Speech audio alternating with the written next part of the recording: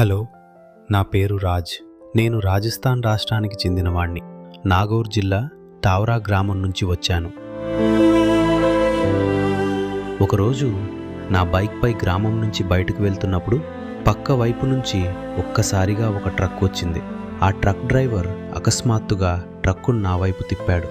అది నన్ను ఢీకొట్టి పడగొట్టింది. నేను స్పృహ కోల్పోయాను.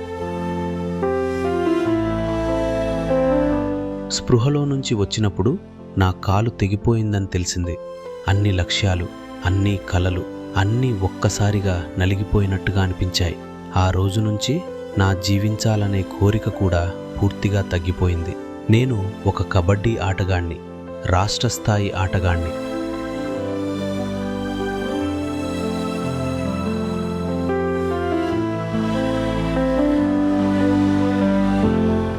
భారతదేశం తరపున ఆడాలి అన్నదే నా కల. కబడ్డీలో గోల్డ్ మెడల్ సాధించాలి అనేదే నా లక్ష్యం.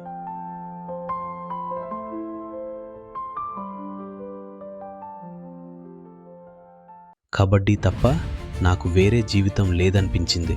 అలాంటి సమయంలో నాకు ఒక కొత్త ఆశ దొరికింది. నేను నారాయణ్ సేవా సంస్థకు వచ్చాను.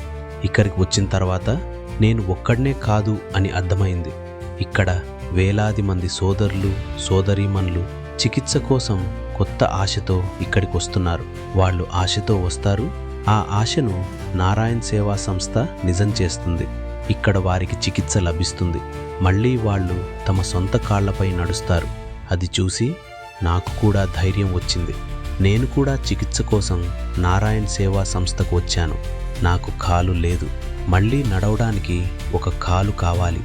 డాక్టర్లు నన్ను పూర్తిగా పరిశీలించారు. తనిఖీ చేసిన తర్వాత నాకు ఒక కృత్రిమ కాలు అందించారు. ఈరోజు మీరు నన్ను ఇలా నడుస్తూ చూస్తున్నారంటే అది నారాయణ్ సేవా సంస్థ సహకారం వల్లే. ఈ కాలు అమర్చిన వెంటనే ఇంటికి వెళ్ళిపోవచ్చు అనుకోవద్దు. మొదట సరైన విధంగా నడక నేర్పిస్తారు. ప్రతి అడుగు సరిగ్గా పడుతోందో లేదో చూసుకుంటారు. అన్నీ పర్ఫెక్ట్ అయిన తర్వాతే ఆ కాలు ఫైనల్గా ఇస్తారు. 2 రోజుల పాటు శిక్షణ ఇస్తారు. మీరు పూర్తిగా ఫిట్ అయిన తర్వాతే ఇంటికి వెళ్లేందుకు అనుమతిస్తారు. ఇది నాకు చాలా నచ్చింది.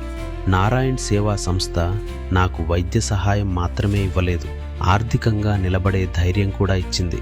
ఇక్కడి నుంచి వెళ్ళిన తర్వాత నేను ఇన్స్టాగ్రామ్, ఫేస్బుక్, యూట్యూబ్లలో వీడియోలు చేయడం ప్రారంభించాను. అక్కడి నుంచి నాకు ప్రజల మద్దతు లభించింది. ఎంతో ప్రేమ దక్కింది.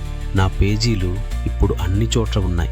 అందులో నుంచి నాకు ఆదాయం కూడా వస్తోంది. పెయిడ్ ప్రమోషన్లు కూడా వస్తున్నాయి. ఇప్పుడు నాకు ఆర్థికంగా ఎలాంటి ఇబ్బంది లేదు. ఈరోజు నేను ఇక్కడ నిలబడి మాట్లాడుతున్నానంటే అది నారాయణ్ సేవా సంస్థ వల్లే. ఆ సంస్థ లేకపోయి ఉంటే బహుశా ఈరోజు నేను మీ ముందు ఉండేవాణ్ణి కాను.